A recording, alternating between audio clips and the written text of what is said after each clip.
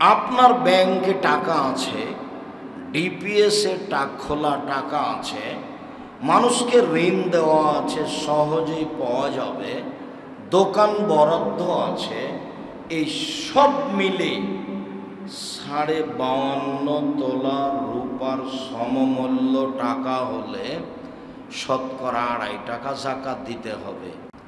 ব্যাংকে টাকা আছে, ডিপিএস খোলা আছে, দোকান বরাদ্দ আছে, ঋণ দেওয়া আছে, সহজেই পাওয়া যাবে, সব জমা করে 52.5 তোলা রূপার সমমূল্য হলে অনুমান আজকালের বাজারে 75 থেকে 80 হাজার টাকা হতে পারে।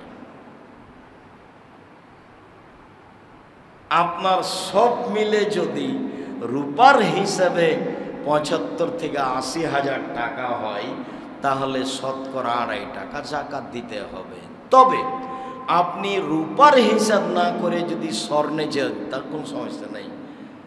তাহলে 7.5 ভরি স্বর্ণ সমমূল্য টাকা হলে তাহলে 7.5 লাখ টাকা মোটামুটি। তাহলে ব্যাংকের টাকা, ডিপিএসের টাকা, দোকান করার টাকা, ঋণ দেওয়া টাকা সব মিলে জমা করে 7.5 লাখ টাকা হলে শতকরা 2.5 টাকা যাকাত দিতে হবে। বুঝাতে পারলাম কি না? আপনি আপনার হিসাবটা রূপা তো নিয়ে যেতে পারেন, স্বর্ণ নিয়ে যেতে পারেন, আল্লাহর নবী অনুমোদন দিয়ে দিয়েছে। আব্দুর রাজ্জাক সাহেব, তাহলে মানুষ স্বর্ণের হিসাব যদি ধরে তো ধরুক, তাহলে যে অনেকের টাকা যাকাত লাগে না, না লাগুক। তো সবাই কি বলে, আপনারা রূপার টাকায় যাকাত দেন, রূপার টাকায় যাকাত দেন, ভালো। তাহলে গরিব মানুষ বেশি পাবে, অনেক মানুষের যাকাত বের হবে। তো এটা কে গ্রহণ করবে? কেউ না গ্রহণ করুক, তাতে কি আছে?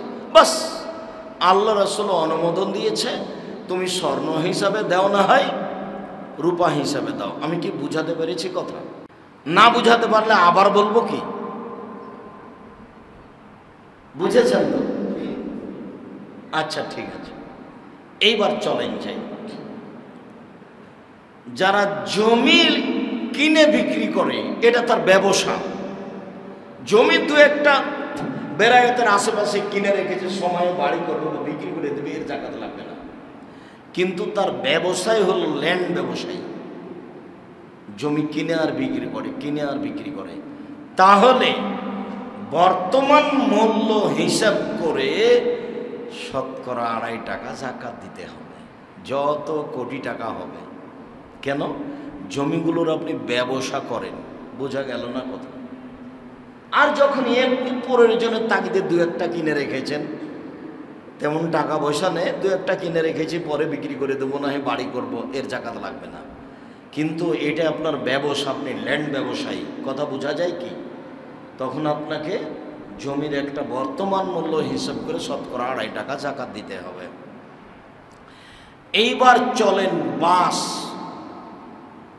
মাইক্রো বাস গাড়ি 2-4টে কিনে রেখেছেন, রাস্তায় ব্যবহার হচ্ছে, যাকাত লাগবে না।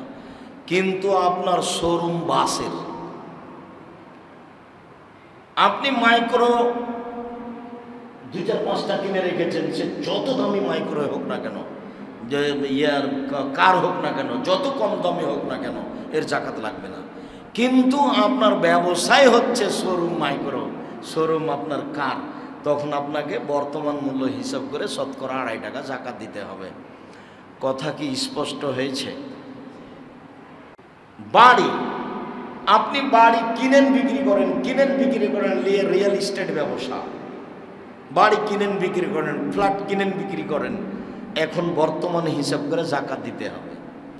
2-একটা ফ্ল্যাট কিনে রেখেছেন, 2-একটা বাড়ি কিনে রেখেছেন, ব্যবসা হিসাবে নয়, সময়ে বসবাস করব, না হয় বিক্রি করে দেবো, এর যাকাত লাগবে না।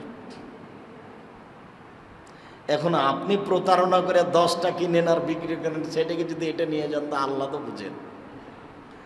হ্যাঁ, নিজেকে ফাঁকি দিলেন, কিন্তু আল্লাহকে তো আর ফাঁকি দেওয়া যাবে না, ওই দিকে যেতে হবে না। অল্প দিন বাঁচতে এসে ক্ষতিগ্রস্ত হওয়ার প্রয়োজন নেই। আমি এই কথাটা কিন্তু আপনাদেরকে বারবার বলি, আমি নিজেকে বলি, অল্প দিন বাঁচতে এসে মানুষকে কিছু বলে, রূপক কিছু বলে নিজে উপকৃত হয়ে বাঁচার প্রয়োজন নাই। এরপরে আবারও একটা কথা ছেড়ে এসেছিলাম, যাকাত দিলে যে ফলাফল ভালো এর শুধু আয়াত বলেছিলাম, হাদিস বলিনি। তো দু তিনটা হাদিস বলছি, খুব খেয়াল করে থাকবেন। আমি আলোচনার একবারে আবার প্রথমে চলে গেলাম। প্রথমে বলছিলাম যে জাকাত দিতেই হবে। তো জাকাত দিলে যেটা পাওয়া যাবে সেটা বোনাস। তো একটা পাওয়া গেছে প্রতিদান, মানে জান্নাত, মানে বিচারের মাঠে কোনো ভয়ভীতি থাকবে না। আর একটা পাওয়া গেছে বড় প্রতিদান, মানে জান্নাত। আর একটা পাওয়া গেছে জান্নাতুল ফেরদাউস, তাই না? কোরআনের আলোচনাতে এগুলো পেয়েছি। আর একটা পাওয়া গেছে আমি খুব সম্মানী হব, জাকাত দিয়েছে এই জন্য আমি সম্মানী হব বিচারের মাঠে। এগুলো সব আয়াত, হাদিস। জাবের বলছেন যে আমি আল্লাহর নবীকে বললাম, আল্লাহর নবী আমাকে একটা আমলের কথা বলেন তো যাতে আমি জান্নাতে চলে যাব। হ্যাঁ, এক, তুমি এ বলে সাক্ষ্য দাও যে আল্লাহ ছাড়া কোনো মাবুদ নেই, মুহাম্মদ আল্লাহর রাসূল। দুই, সালাত আদায় করো। তিন, যাকাত দাও। চার, আত্মীয় স্বজনকে খেতে দাও, আত্মীয় স্বজনের সাথে ভালো আচরণ করো। খাওয়ার ব্যাপারে বেরায়াত অনেক আজকে আছে, আলহামদুলিল্লাহ। হুজুর মানুষ হলে ৩-৪টা দাওয়াত পাই একদিনে, আলহামদুলিল্লাহ, সেটা খুব ভালো। যদিও একটু আগিয়ে গিয়ে দেখেন, একদিন আমাকে জিজ্ঞাসা করেন আব্দুর রাজ্জাক সাহেব কয়টা ইয়াতিম আছে, আমি একদিন খাওয়াই। কেন যে যান না বলেন না, কোথায় দুর্বলতা, যাবেন একটু। এটা তো আমি অনুরোধ করছি আপনাকে, আমি ভালোবাসি। ইনি হচ্ছেন জায়েদ আল জোহানি। জায়েদ আল জোহানি, জোহানি একটা খুব উপর পর্যায়ের বংশ। হাদিসে বহু জায়গাতে নাম এসেছে, তার মধ্যে এটা একটা। আমর ইবনুল মুররা আল জোহানি, আমর ইবনুল মুররা আল জোহানি এসে রাসূলকে বলছেন, আল্লাহর নবী, আমি সাক্ষ্য দিই আপনি ছাড়া কোনো মাবুদ নেই, আল্লাহ ছাড়া কোনো মাবুদ নেই, আপনি আল্লাহর রাসূল। আমি ৫ ওয়াক্ত সালাত আদায় করি, আমি সিয়াম পালন করি, আমি তারাবি পড়ি, আমি যাকাত দিই। এই পর্যন্ত বলতে আল্লাহ রাসূল বলছেন, শোনো শোনো, মান মাতালা যালিকা কানা ইয়াউমুল কিয়ামা মা শুহাদা সিদ্দিকিন। যারা এই ৫টা করে তারা বিচারের মাঠে শহীদদের সাথে থাকবে, সিদ্দিকদের সাথে থাকবে, নবীদের সাথে থাকবে। বলেন তো ৫টার একটা কি আছে? যাকাত। যাকাত আমি দিতে বাধ্য, কিন্তু ফজিলত অনেক। এইবার এই আলোচনার শেষ হাদিস। জাবের বলছেন যে একটা লোক এসে বলছে, আল্লাহ রাসূল, মান আতা যাকাতা মালিহি মা রাআইতা। কোনো ব্যক্তি যদি তার মালের যাকাত আদায় করে, তা আপনি তার ব্যাপারে কি মনে করেন আল্লাহ নবী? আল্লাহ নবী, এই লোকটা তার যাকাত আদায় করে, আপনি তার ব্যাপারে কি মনে করেন? তখন আল্লাহ রাসূল বলছেন, শুনো, মানাদ্দা যাকাতা মালিহি ফাকাদ আযহাবাল্লাহু আনহু শাররাহু। কেউ যদি তার সম্পদের যাকাত দেয়, তার ব্যবসা মায়ের খাবে না, তার ব্যবসার জাহাজ পানিতে ডুববে না, তার ব্যবসার দোকান পুড়ে যাবে না, তার সম্পদ সব বিপদ থেকে নিরাপদে, আল্লাহ নিরাপদে করে দেবে। যাকাত দিলে সম্পদ কি থাকবে? নিরাপদ থাকবে। যাকাত না দিলে মাঝে মধ্যে ক্ষতি আসতে পারে, আসাই স্বাভাবিক। যাকাত আব্দুর রাজ্জাক বিন ইউসুফ বা সালাফি কনফারেন্স যাকাত আব্দুর রাজ্জাক বিন ইউসুফ দিলে একবারে বিস্তারিত চলে আসবে। দেখতে পারেন, তাহলে বারবার দেখতে পারবেন, আজকের আলোচনাটা দেখতে পারবেন। সম্মানিত দিনী ভাই বোন, রমজানের কয়েকটা কথা আমি একটু দৌড়াদৌড়ি ছাড়তে চেয়েছিলাম। কত বাজে?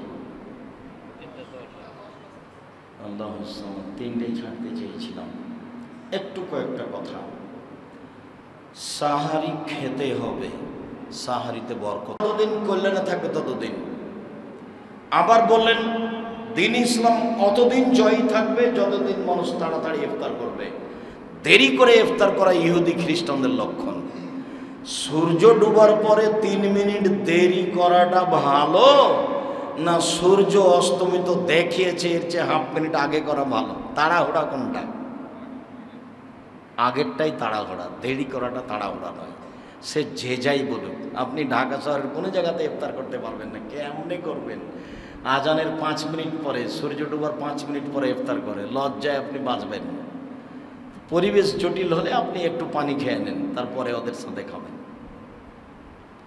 আর পারলে খোলা মাঠে, এই সূর্য ডুবে গেছে আমি ইফতার করলাম, সুলিও হবে না ফাঁসি হবে, দুটো গালি দিতে পারে, বক্কা খানিক দিবে, তবে এতে সুলি ফাঁসি কিছু হবে না।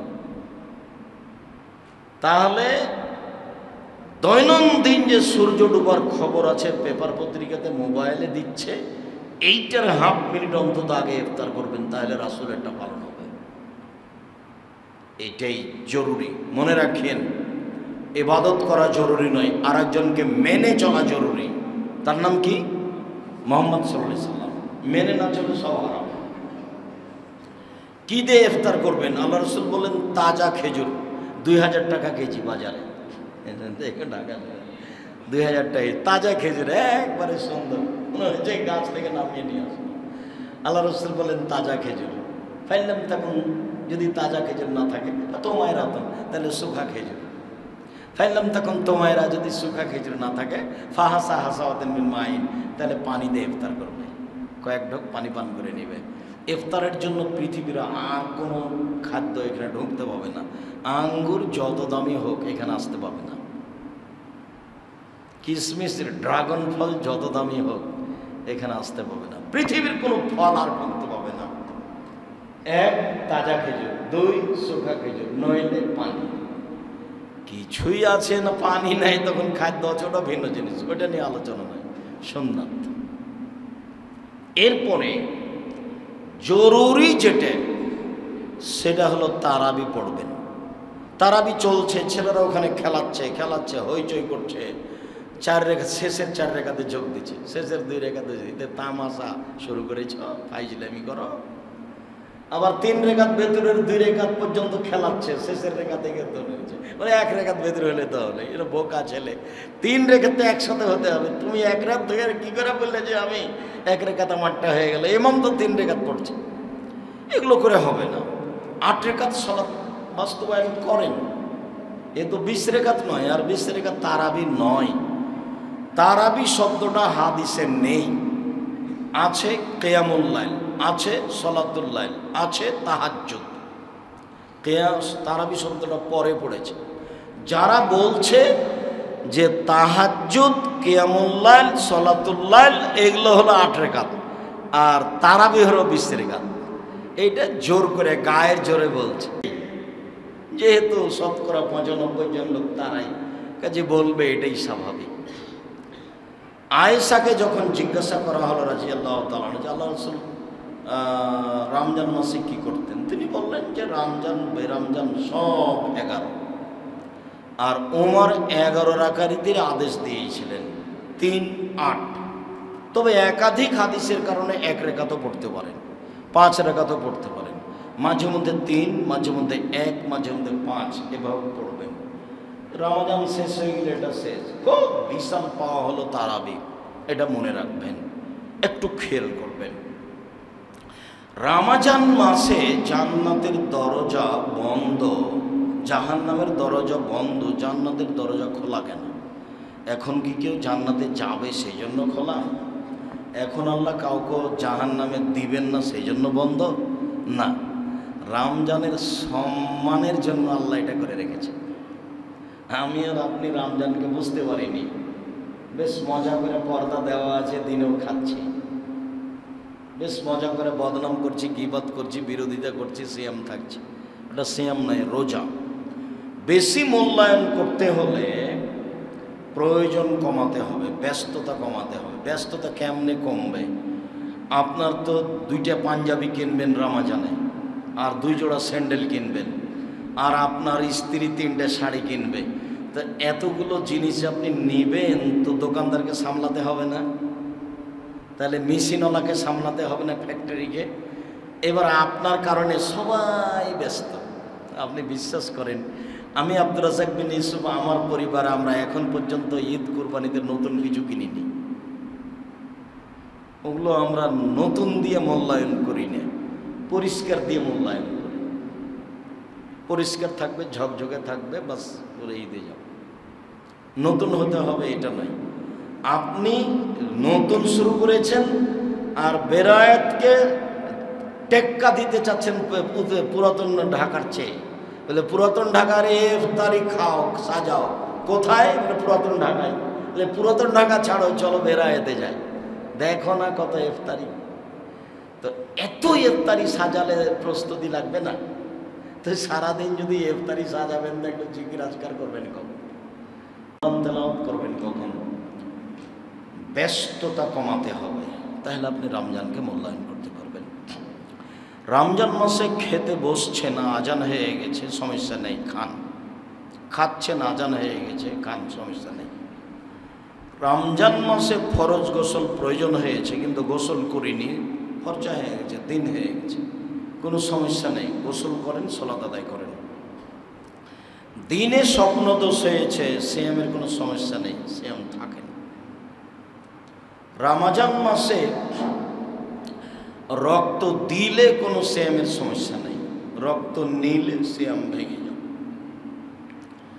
রমজান মাসে ইনহেলাল ব্যবহার করলে শ্বাসকষ্টের কারণে কোনো সমস্যা নেই।